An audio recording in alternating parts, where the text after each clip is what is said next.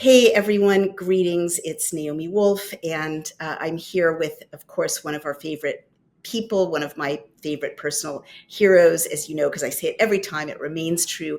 A man who has single-handedly saved the lives of, tens of thousands, if not hundreds of thousands of people. And when the history books are written, he's going to go down in history. He probably already is as one of the great leaders, the most credentialed, consistent, distinguished leaders of the, I don't even want to say medical freedom, but science and medicine movement, real science and medicine movement. So welcome back, Dr. McCullough, and thank you for waking up bright and early to be with us where you are on the West Coast. So please introduce yourself, Dr. McCullough. You have too many credentials to even incorporate in one introduction. Well, thank you so much for having me on the program. So I'm Dr. Peter McCullough. I'm in practice as an internist and a cardiologist. I'm trained as a research epidemiologist, and I incorporate research in my clinical practice.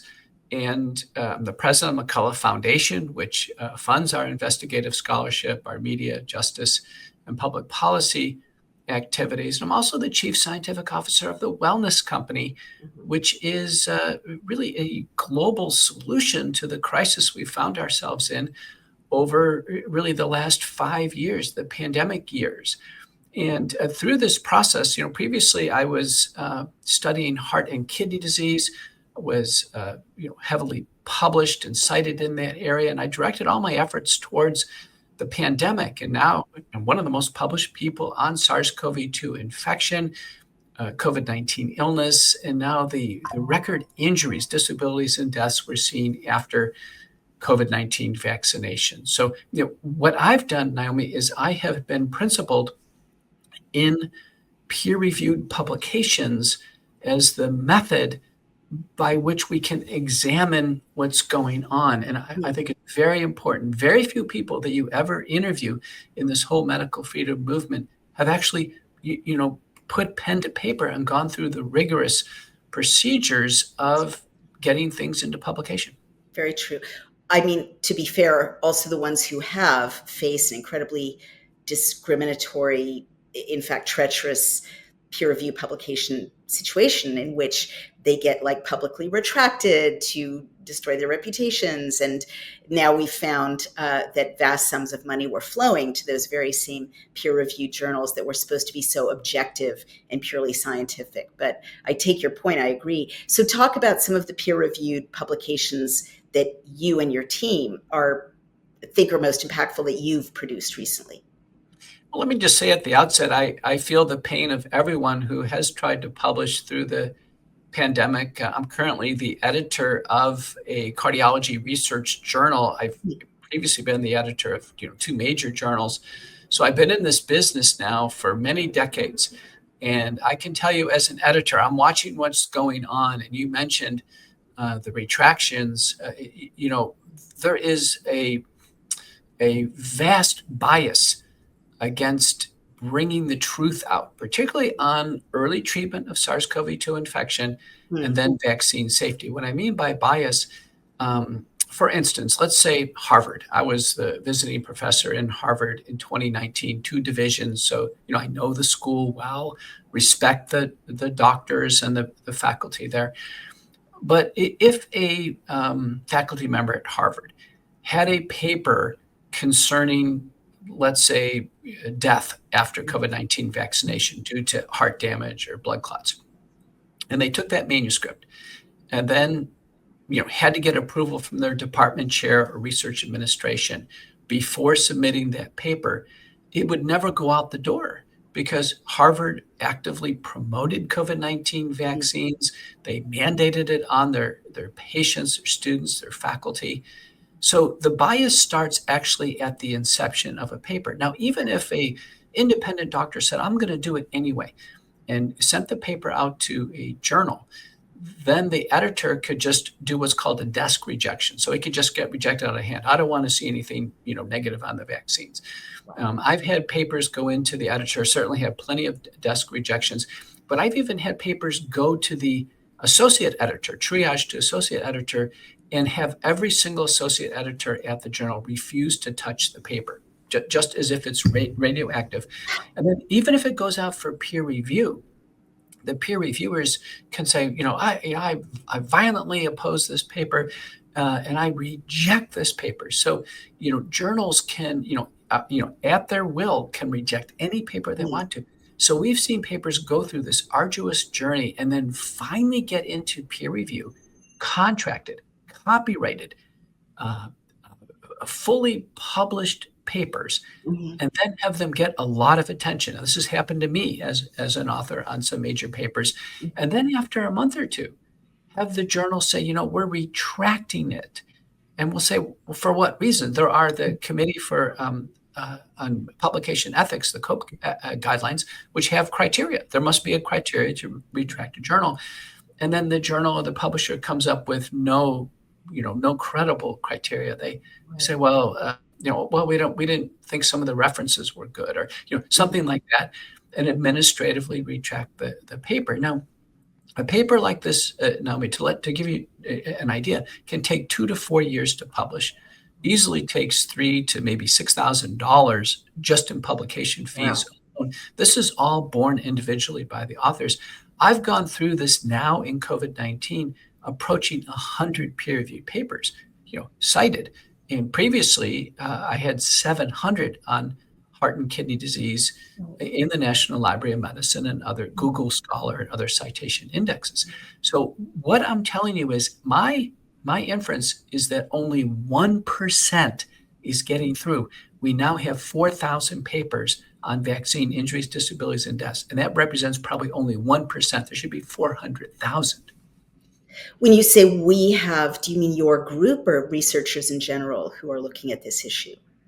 Researchers in general. Now, we almost always work in groups because each person does different things. At McCullough Foundation, myself, Nick Hulsher, and then John Leake occasionally, but we bring in other authors, and we go through this process because the manuscripts, a typical manuscript is equivalent in some cases to a PhD thesis. Right. And so these are big endeavors.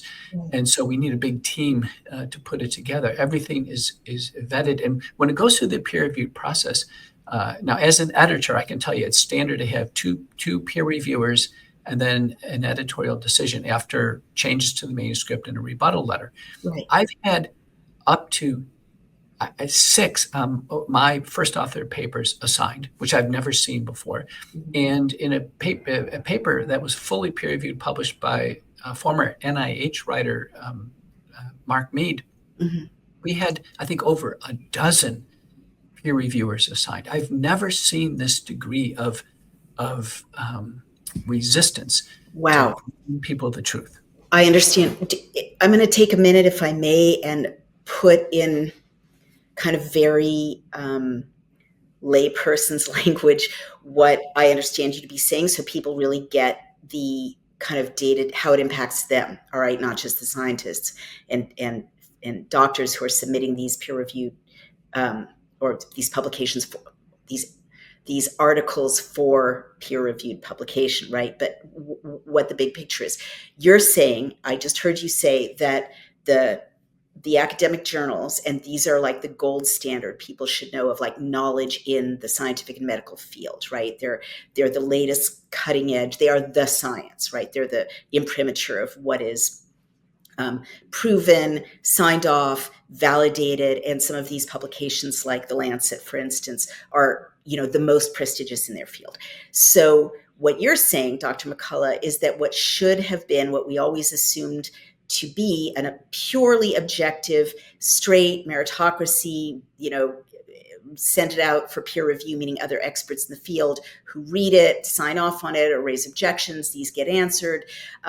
Very rare that there's a retraction, and even then, as you've described, there are steps that take place. You get to rebut, you get to say, well, you think this, but the evidence shows this. All of that is being gamed in a kind of new and recent way so as to do away with the scientific method, right? And that there are multiple layers of gamifying or perverting this process now. One is the desk rejection, which sounds like a form letter, like we don't even read it, we don't even touch it, we just send it back, right? Then others are associate editors back away and don't want to pass it on, don't engage with it.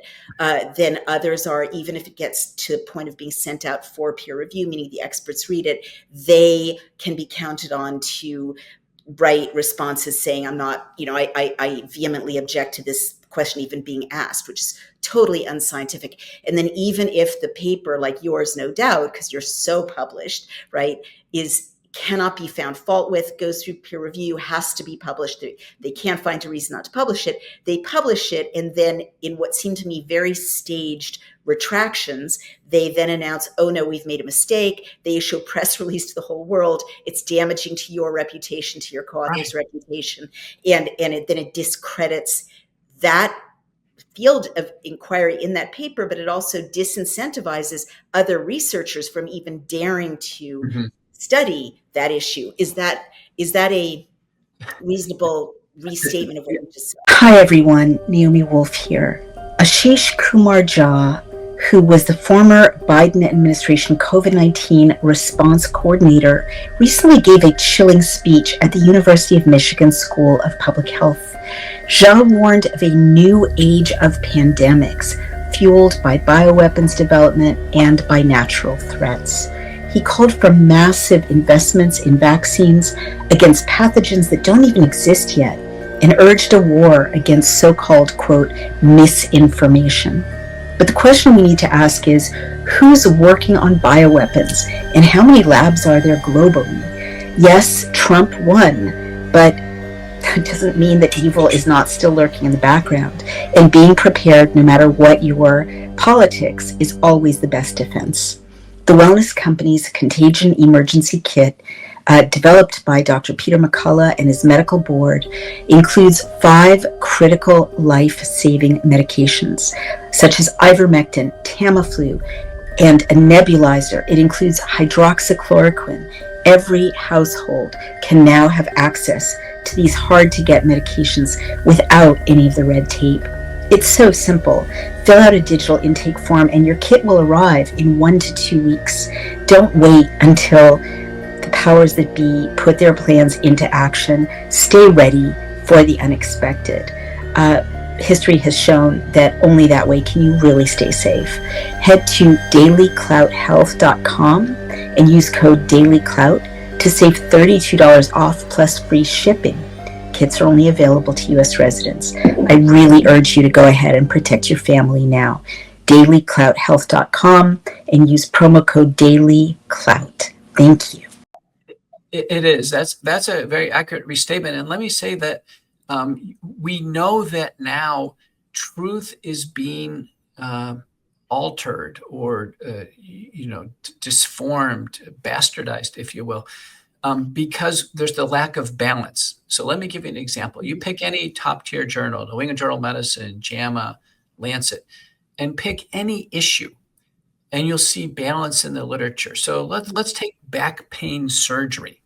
Okay, a controversial issue. Should people have surgery for low back pain? Well, there'll be papers that say, well, there's benefits, but there's risk. Other papers show, oh, it doesn't work. And so there's a sense of balance so people can understand balance. Here with the COVID-19 vaccines, the papers always conclude the vaccines are safe and effective. They always conclude that the benefits outweigh the risks without exception. Right. Can I jump in there, Dr. McCullough? You've raised such an important point, because when I first started reading the peer-reviewed literature on the vaccines, it sounded like boilerplate. Like, even if they found problems, real problems, like they would say, I'm kind of obviously being rhetorical, but they would say, out of 12 people that took the injection, 6 of them had their heads explode, 2 of them, their heads fell off, and the other, the remainder were fine. That whatever they find, there's going to be a couple of paragraphs at the end that, to my ear, are literally universal, like a template saying something like, in spite of this, we all agree that the benefits outweigh the risks, and that this has saved millions of lives. The pandemic requires this intervention, and it's worth it. And that, like, where did that boilerplate come from? I almost feel like editors have been given a memo by the CDC or the funding apparatus or the CARES Act or someone, right, that says, you have to insert this language if you want to continue to be funded. I don't know, but as someone who was trained in a different academic field, but in the field of that is peer reviewed, you never have that, right? You never have ever in a peer reviewed journal different people from different universities or labs around the world all concluding the same robot zombie type academic boilerplate, that no matter what we find, it's worth it. No matter how bad this is, it's really good, right? I mean, have you noticed that? Do you know what I'm referring to? Yes, and we know it must be inserted or out of place because in papers that are reporting a safety event, and they haven't carried out an overall risk to benefit analysis. There's no analysis of, for instance, benefits. They're simply reporting, let's say, a case of fatal vaccine myocarditis and reviewing it. There'll be a paragraph that says, well, overall, the benefits still outweigh the risks. Well, there hasn't been a formal analysis. And we have seen this insertion in far beyond just the academic literature. Let me give you an example. Really? In the U.S. House of Representatives COVID Select Subcommittee, it was led by Brad Wenstrup, a podiatrist representative from Ohio. Right. Now, this is going through the origins of SARS-CoV-2 and Fauci and his interactions with investigators and those who are working with the Chinese. It's just inserted in this report with no evidence that the vaccines have saved millions of lives. That's right. Now, they didn't have to state it. They were investigating the origins of SARS-CoV-2 and wrongdoing by government officials in the United States, China, and elsewhere. Why insert that? Why has this come up in testimony? It doesn't have to be said. That's a different discussion. We could examine, a theoretical benefit using various calculations, but it just doesn't have to be inserted almost like a platitude. But you've raised very important evidence, Dr. McCullough. If you get the same wording, and I've also seen it, of course, on the CDC website, and practically, I feel like every time risks or negatives come out of a government site, in the Biden administration, certainly it was accompanied by this language. So to me, as someone who is a former political consultant, that's a talking point. And somehow the same political talking points got sent to the people, in the Senate interrogating RFK Jr. for his confirmation hearing and the editor of The Lancet. And that is like, we don't know for sure, how that came about. But that is a very serious development. We kind of do know for sure because I just got sent some sample emails from a FOIA that released 400,000 Tam, what is her name? The Canadian health minister, Tam, I forgot her first name, but it shows sort of the formulation of this outreach, right? And, some of the discovery that during the Missouri and Louisiana attorneys general lawsuits against the CDC and the Biden administration for silencing people like you and me and RFK Jr. Also showed that at the very highest levels, there was this formulation of language, right, by the principals, by the White House, staff working with CDC, top brass, Dr. Fauci, and so on, to create language that then went out everywhere. And so at a certain point, I'm sure if we FOIA'd it, we'd find that language went out to The Lancet and the, New England Journal of Medicine and so on and so forth. But that is very scary because it means that stepping way back, what people should understand is this doesn't just affect people like Dr. McCullough and his colleagues.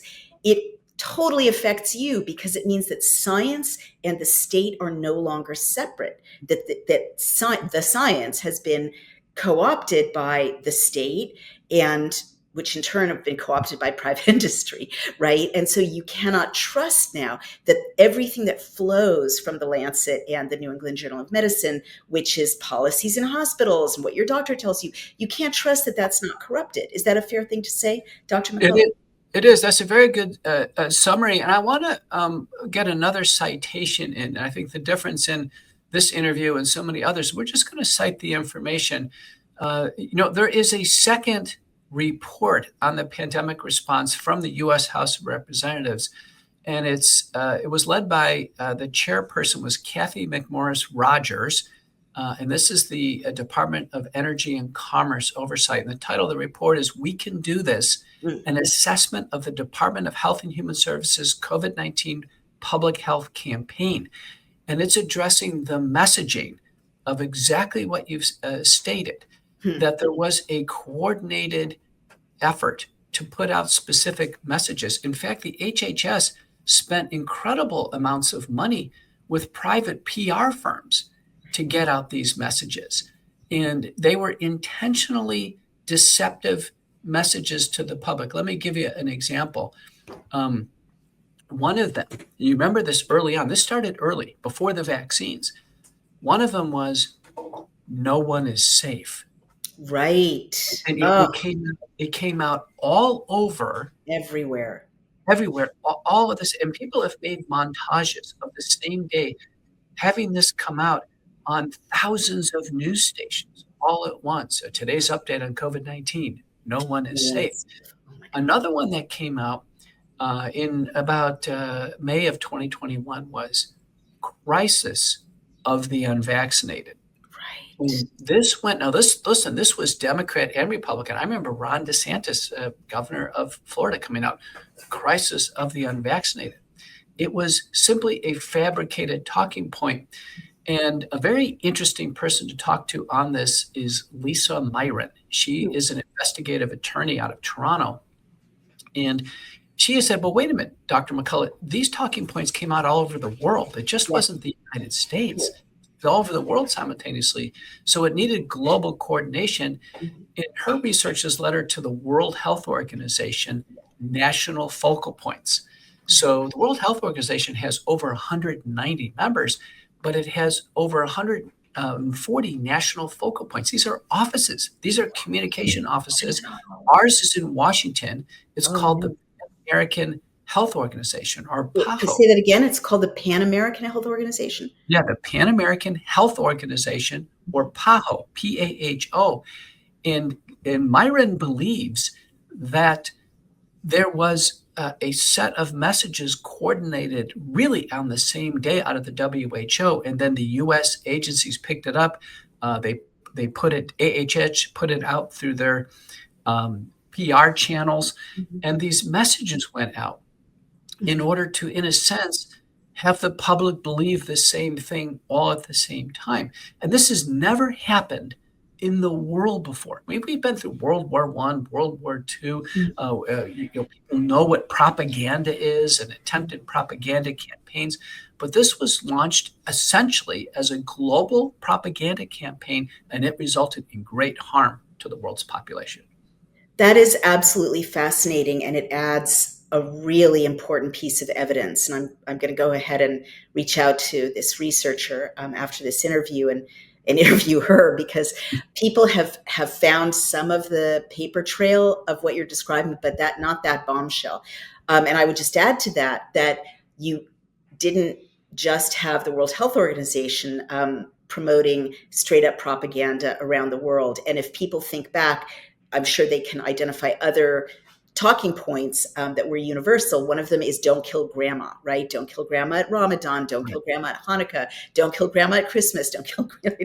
Like all over the world, the message about not killing grandma by seeing her, loving her, hugging her was kind of tailored to that culture. And yeah, we've never seen propaganda on a global scale like that at all. And in retrospect, I think AI must have existed earlier than it was announced, because as a journalist, I can say there is physically no way to alter so many editorial messages through human editors all over the world in real time.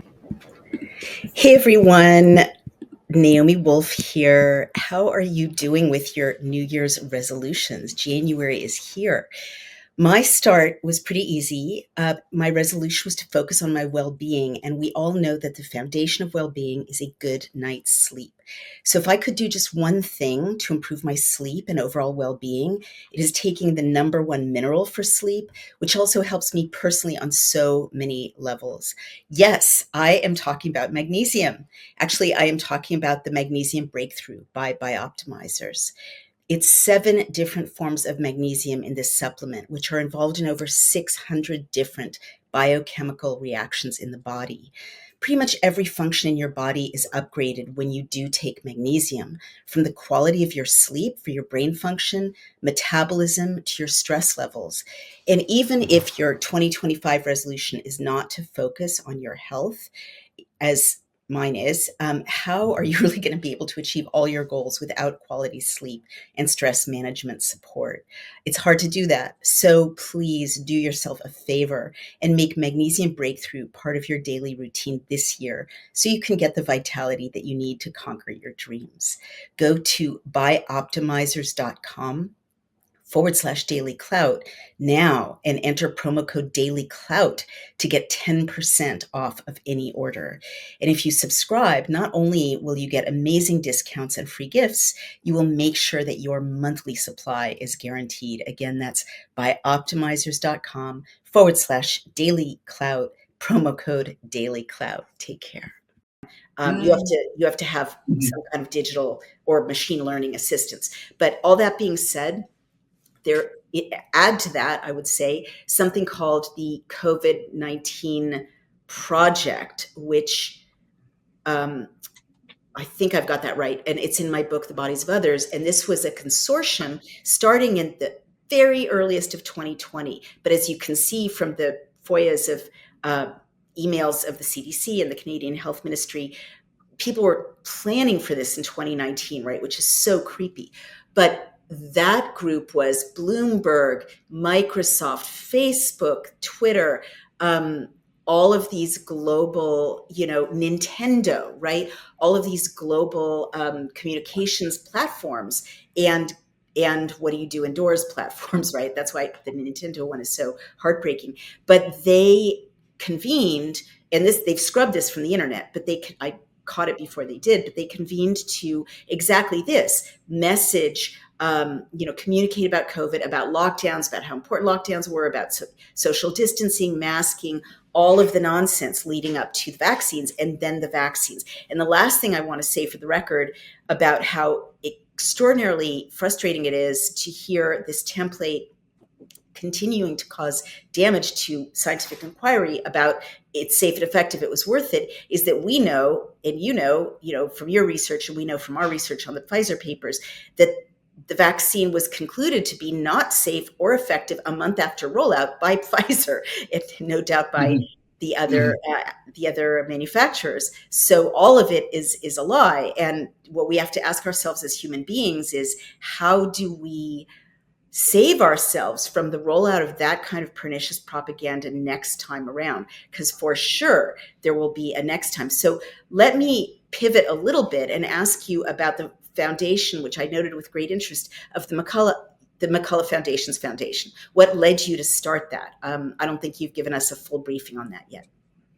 Well, it's been a wonderful, in a sense, development that was born out of this crisis, this time of great crisis. People reached out to me all over the world and said, Dr. McCullough, how can we support you Nice. in your efforts? I was and am the highest ranked academic physician in the world that's, in a sense, broken ranks with the orthodoxy.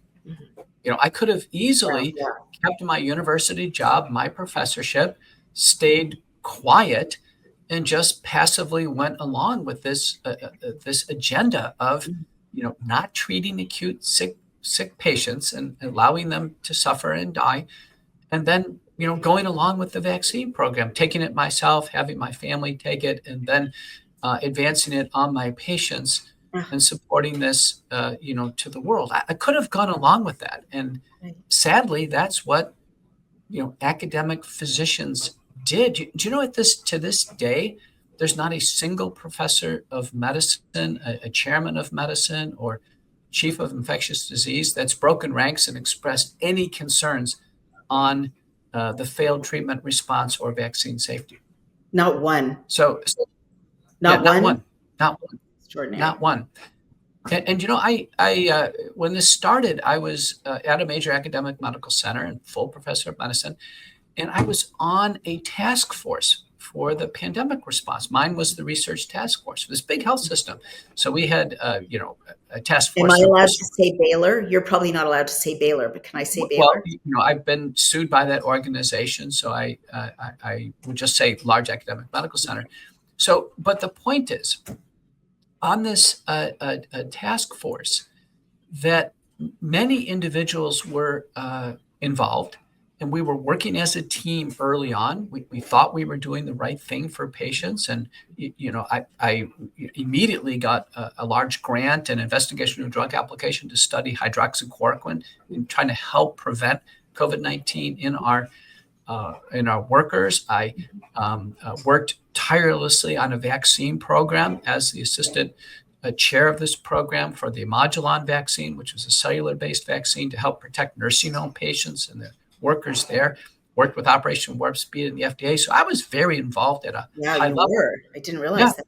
Yeah. So the point is, when all of this unraveled, I remember one day coming home and telling my wife, I said, what if the medical school and the hospital approached me and said, Dr. McCullough, we want you to spearhead our vaccine program and the COVID vaccine program.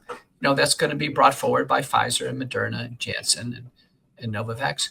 And because you're working so hard, we're going to double your salary for the next 2 years. We're going to give you a giant bonus.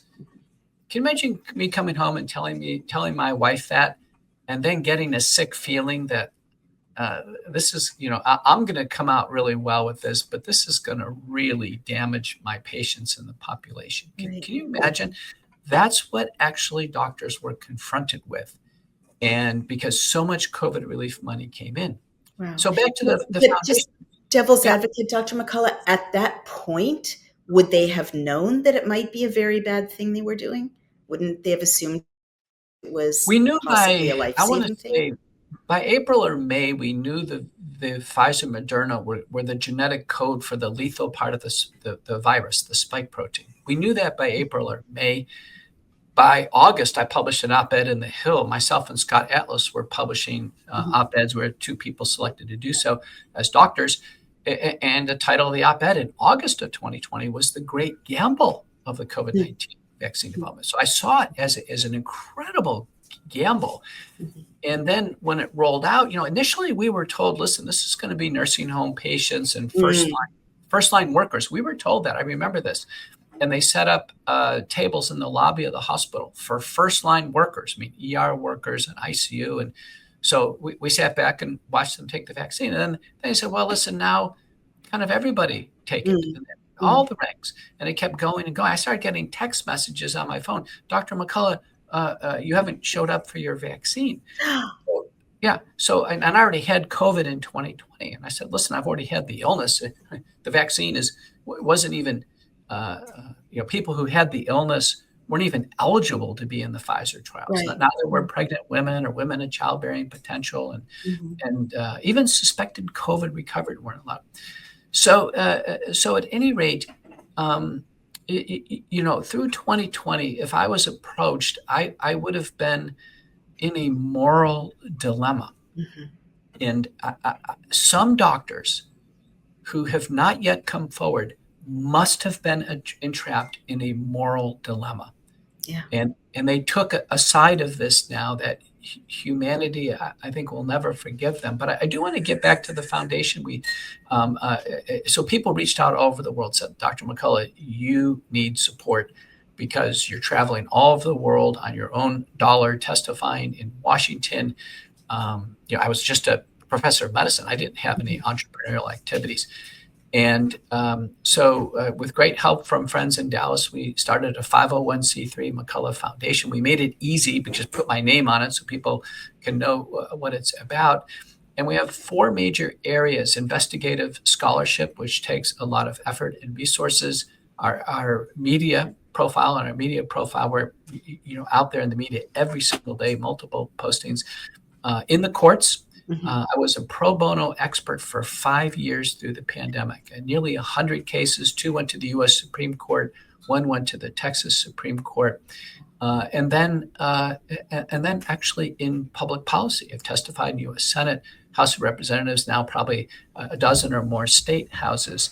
And so McCullough Foundation funds all that. We've been able to hire a full-time epidemiologist, Nicholas Holscher, and we'll continue to expand as our base improves. We're building a nice endowment and funding, from the interest that's made from the endowment. But what I've learned, Naomi, independence is critical. We've spent time talking about the lack of independence and bias and corruption, which is essentially changing humanity. Right.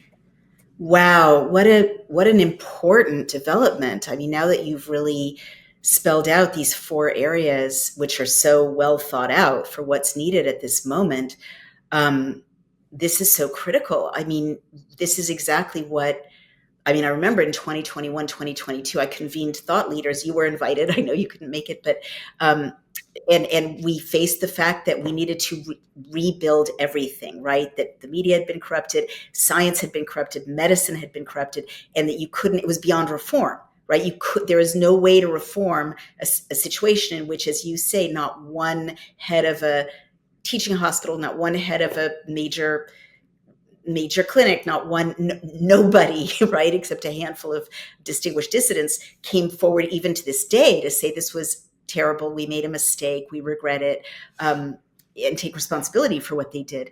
So it's going to take exactly new institutions that are independent, and you're not, you have an ally now at HHS with RFK Jr., presumably, but it's so important for the real science that you're free to make inquiries, to write articles, to do research, to report your findings, to report your views on other people's research through your media arm without being dependent on the government or on manufacturers.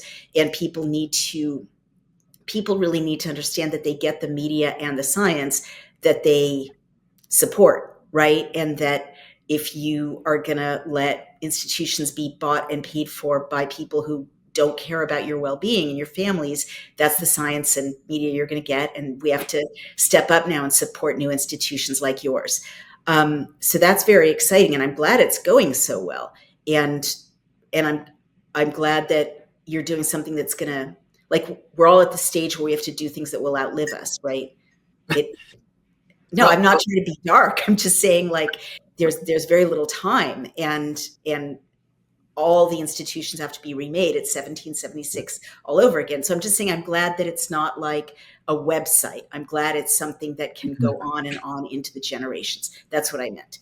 Yeah, so true. And the Daily Cloud and your efforts have been a real vanguard.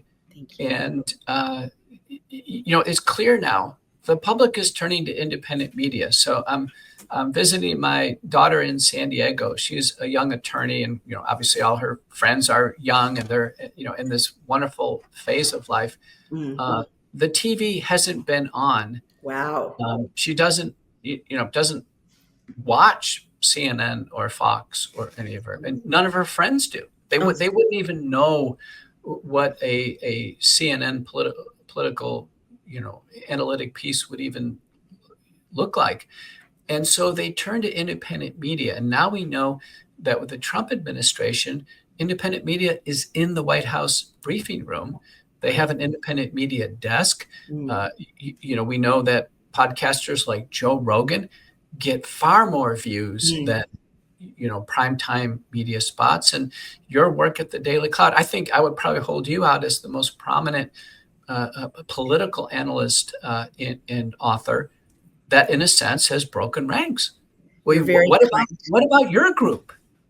No, we're doing great, but it's a struggle every day for these new institutions that are being founded in spite of, rather than as a result of corrupt consensus.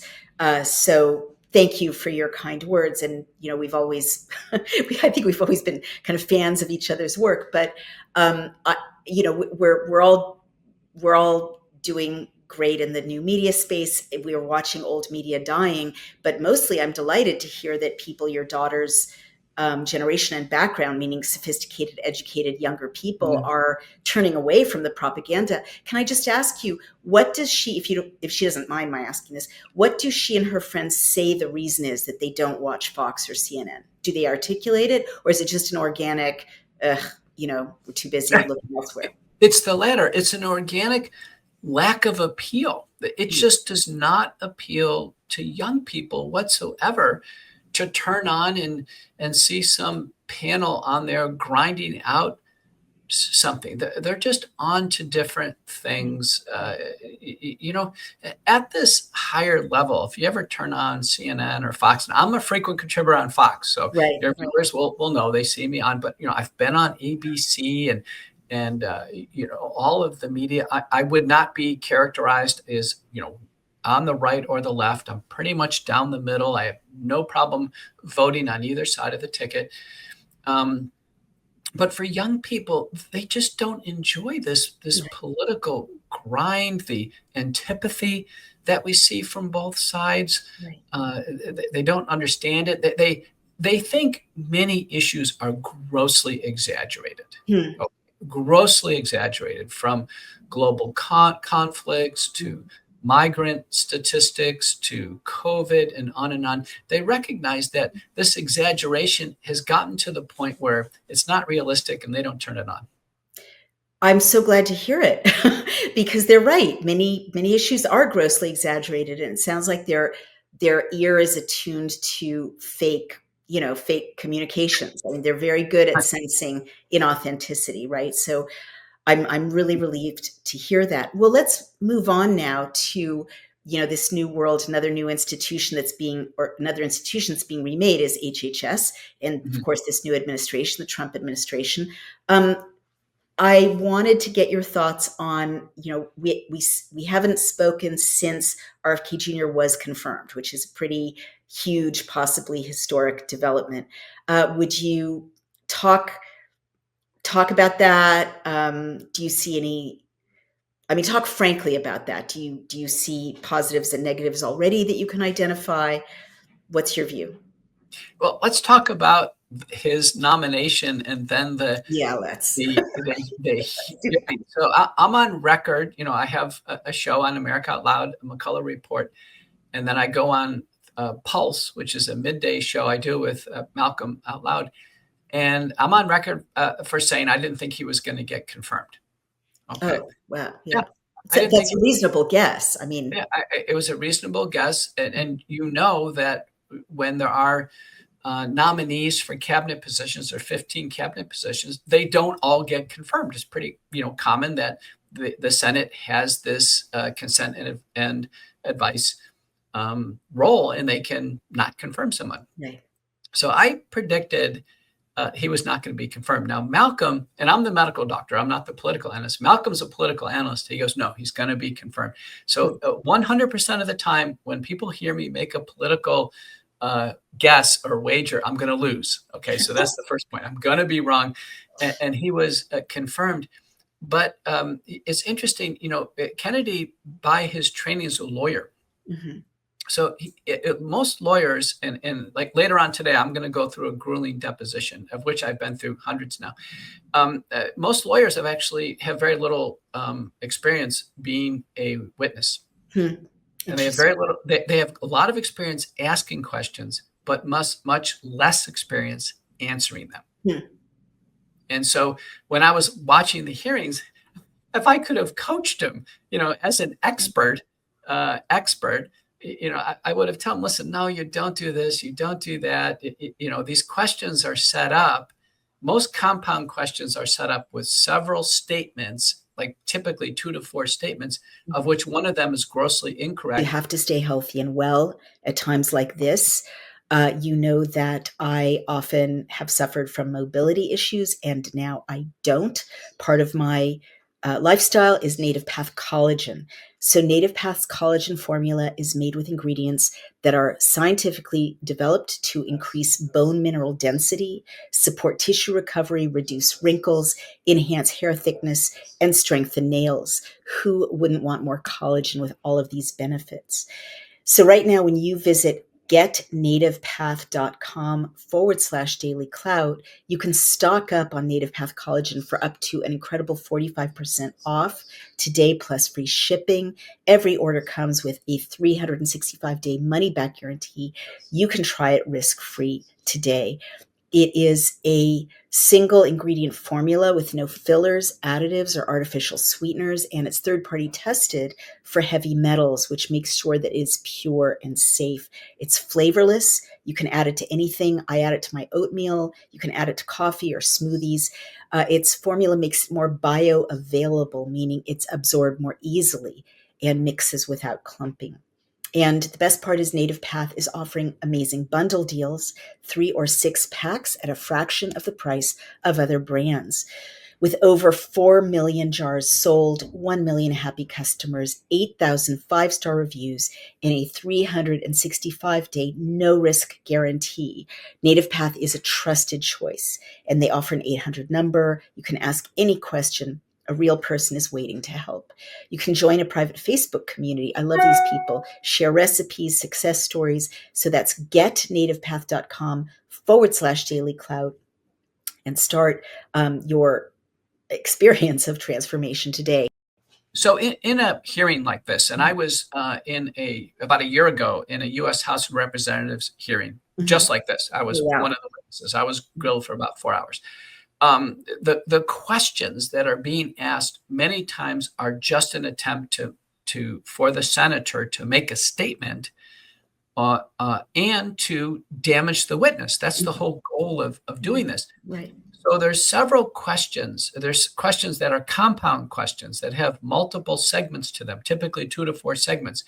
And the goal is as the witness is to listen to these segments, parse them out, process, and then decide on an answer. And so if one or more of the segments is incorrect, and even though the person asking the question is looking for a yes, if you give them a no, and there's many ways to say no. You can say no.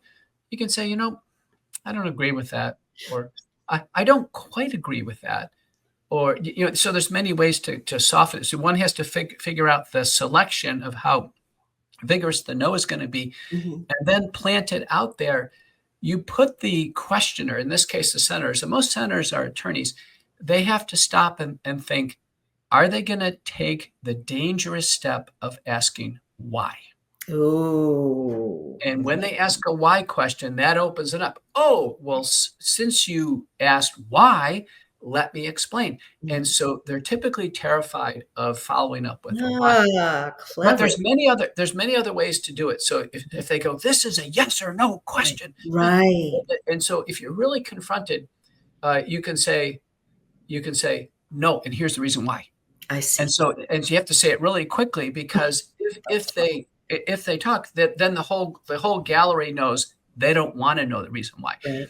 So if I could have coached him, I think he could have done a lot better, and he did get through it okay. I thought I gave him high points for conflict of interest.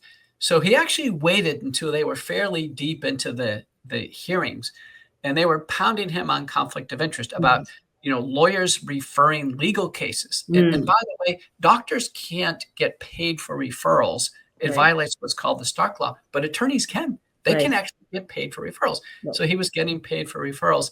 And then they hit him on that, and he turned around and just hammered them on conflict of interest. Loved that. So as things were going out, I was reporting that for instance, this, like Elizabeth Warren came out and said, there's no way he's going to be confirmed. There's no way he's going to win this vote.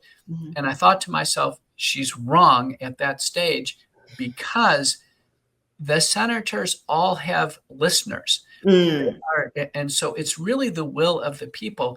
And in the last few years, Naomi, the Senate building, the Russell building and the House of Representatives building, they've been empty. Nobody has been in Washington for 5 years. It was packed when Kennedy was there. People were waiting outside to go in. Wow. The sentiment was clearly, people were cheering for him afterwards, patting him on the back. The senators, no matter how vile they were, they could not, they could not help but see that he had the will of the nation. So he gets confirmed. Important. And then you see at the same time, the country is being bulleted by Trump's executive orders and now some of Kennedy's actions. Wow. So what do you foresee? I mean, let's just take one example. By the way, I wish you had been a coach in the room, because those are clever points. And I totally agree that he was answering like a lawyer when he should have been given more media savvy responses. Sometimes rebutting point by point is not a win, right?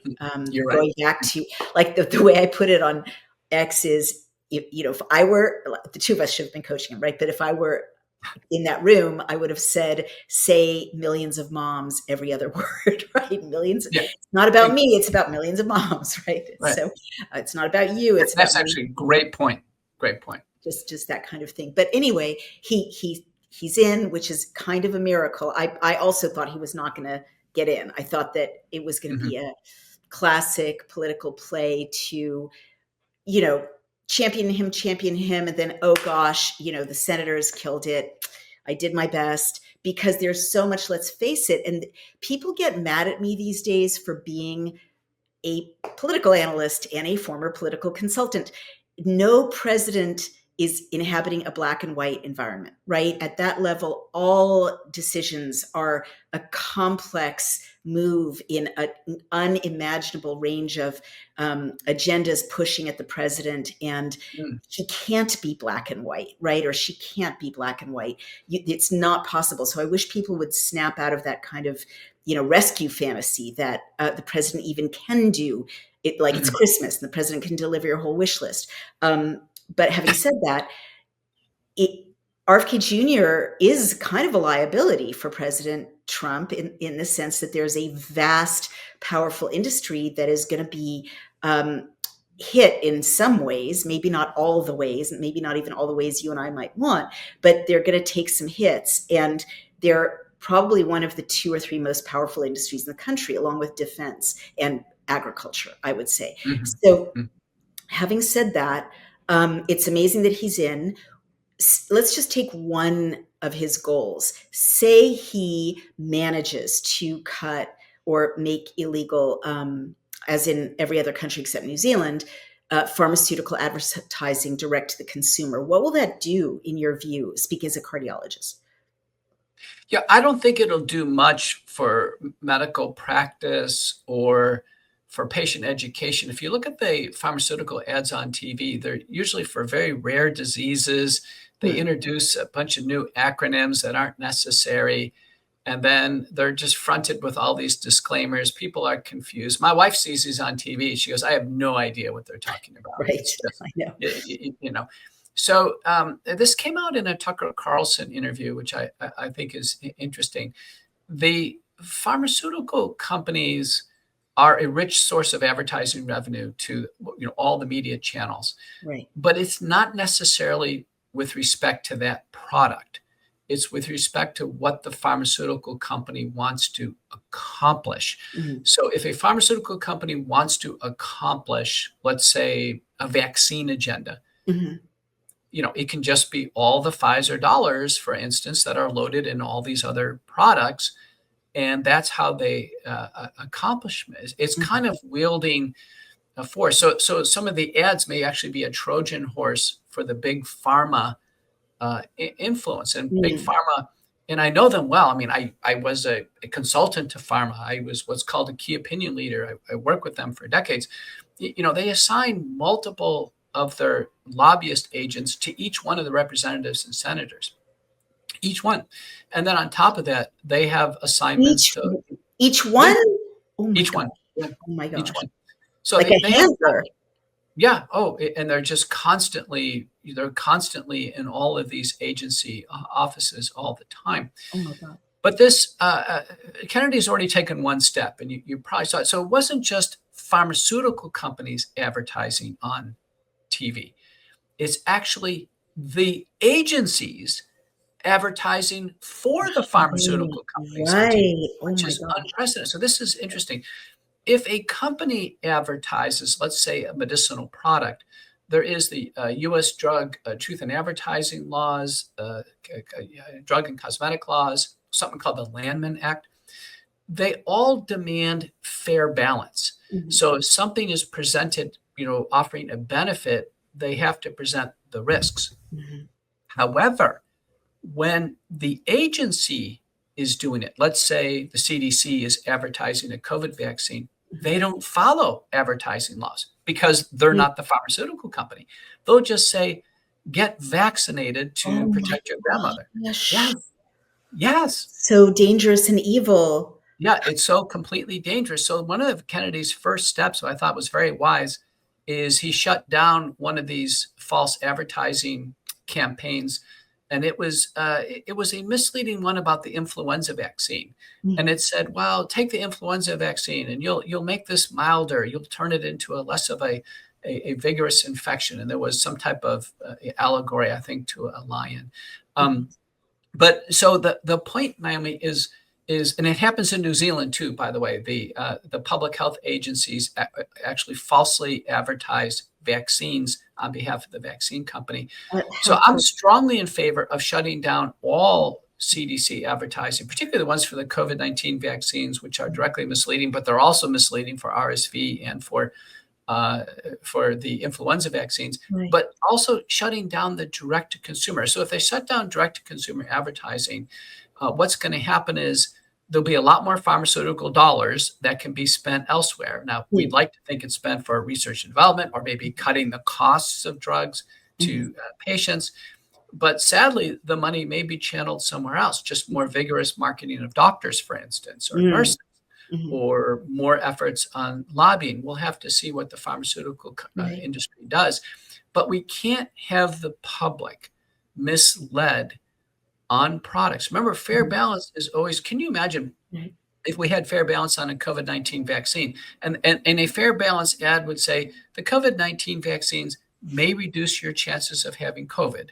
They do not reduce the risk of hospitalization and death. They do not stop transmission, and they can cause fatal myocarditis. That would be a fair balanced ad. Right. Everyone would look at that and say, there's Ugh. no way we're going to take one. And by the way, Naomi, people are still taking COVID-19 vaccine boosters. Now, our CDC will not tell us how many people and at what number of booster they're on. Mhm. But let me tell you this, our CDC VAERS system has come in with the 2024 data. Mhm. And sadly, in 2024, 823 Americans died and were recognized by the CDC, submitted by doctors with death certificates, what have you, as having died of the COVID-19 vaccine. And in FDA testimony, we believe that's 30-fold underreported. That still means today that 24,000 Americans lost their lives with the COVID-19 vaccine in 2024. Oh my gosh. That's a major cause of death. That's It's staggering. Can you imagine if we had 24,000 people die in a collapse of a building in New York right. City or something like this, or a football stadium. Catastrophe. Yeah. Yeah, or a plane crashes into a football stadium with crowded people. It would be a catastrophe. This silent death of Mhm. 24,000 Americans, and the broader number now through the pandemic, we believe, is 560,000 Americans. We have President Trump, no From the mention vaccine? from the vaccine, 560,000 as we project out there. And, I give public programs all over the country. I've done over 200 of them. And thankfully, McCullough Foundation supports this. I just gave 2 in the last week in California. And I can tell you, I do a show of hands now. How many people in the crowd know somebody who's been injured seriously or have died as a direct result of the vaccine? 85% of people raise their hands. Of course, of course. And the other 15% probably know someone who's been injured or died and don't realize that that's the cause. I mean, from what I've seen. How tragic, but at least the word is getting out. This is so sobering. Well, believe it or not, we've come to the end of our time. Time always flies when I'm talking to you. You always make me feel more hopeful and like good will win. um, I guess I should say, tell us where people can find you, tell us how they can help you. And if you have any words of, inspiration or comfort to leave us with, because we are coming out of such a difficult, dark time, and, you're the one who knows whether good things can be in the future.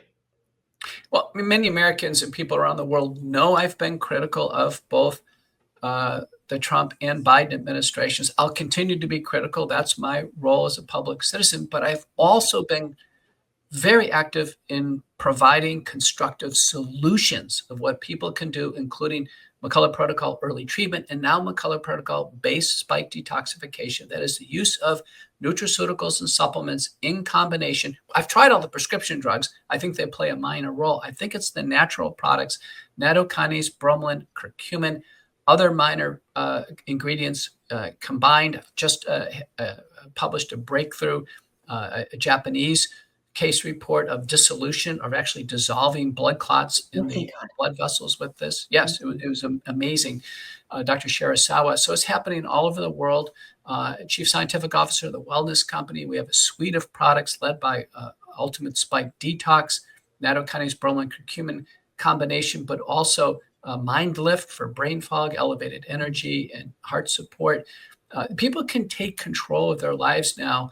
I think now is a time for natural products, even more in our lives as supplements. Almost all my patients are taking more supplements every day, and I think it's well supported by the science. I'll continue to bring you the news there. My Twitter account's the top Twitter account of a doctor who sees and examines patients in the office face-to-face and is out there publishing and doing research. I surpassed all, so go to my Twitter account, P_McCullough MD. My show, McCullough Report on America Out Loud. My Substack, Focal Points, been rebranded Focal Points. Does that mean I need to resubscribe? I'm a subscriber of yours. No, you're a subscriber, and we hopefully have everybody on the Daily Cut, which graciously republishes. We're the leading medical Substack where we cite every piece of evidence. We have the graphical abstracts, the insights, and are making this happen. And then, of course, McCullough Foundation, McCulloughFND.org, well supported, and appreciate additional support as we move forward. Naomi, thank you so much for having me on the program. Dr. Peter McCullough from Dallas, Texas, broadcasting from San Diego, California. Thank you so much, Dr. McCullough. And everyone, go support every single thing Dr. McCullough and his colleagues are doing. This is the way forward. Thank you, Dr. McCullough. Take care. See you soon. Hey everyone, it's Naomi Wolf. Have you seen the news from economists forecasting a depression, not a recession, a depression by the year 2030? We are in a perfect storm as Social Security and Medicare hit a breaking point with the largest generation reaching retirement. A smaller workforce means a smaller tax base, and pair that with our growing national debt and rising cost of living, we have a huge problem. So what are you doing now to protect your family for the future? Gold is a safe haven in hard economic times, and Birch Gold makes it easy to diversify a portion of your savings into physical gold. Birch Gold will help you transition an existing IRA or 401k into an IRA in gold, and it doesn't cost you a penny out of pocket. So protect your future today. Text Daily Clout to 989898. Get your free info kit on gold and a copy of The Ultimate Guide for Gold in the Trump Era with a foreword by Donald Trump Jr. There's no obligation, only information. Birch Gold has earned the trust of countless Americans looking to safeguard their savings. You can count on them too.